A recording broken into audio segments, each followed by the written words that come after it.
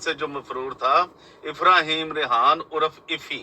آپ سب جانتے ہیں، ہم اس پہ پہلے بھی بات چیت کر چکے ہیں اور آپ کو بتا چکے ہیں کہ اب جب یہ پکڑا گیا ہے تو انویسٹیگیشن میں اس نے اقرار کیا ہے، اس نے کیا کیا وہاں پہ نام لیے ہیں، کن لوگوں کو، ساری پولیس کے پاس وہ ساری انفارمیشن اکٹھی ہو چکی ہے، اور میرے خیال میں، میری معلومات کے مطابق آج اسے جیل میں ہونا چاہیے تھا، یعنی آج سیٹرڈے ہے اور آپ کو یہ بھی بتا دوں، اور 16 نومبر ہے، لیکن جب یہ 9 نومبر کو جب یہ جو کوبرا نا بڑا انور فیضل اور وہ اپنے بیٹے کو لے کر ایک دم وہاں سے پاکستان سے وہ کرسٹ بھی چھوڑ کے وہ جناب جیل ساری بہت کچھ جو وہ فراڈ کر رہے تھے چھوڑ کر وہ بھاگ گیا امریکہ،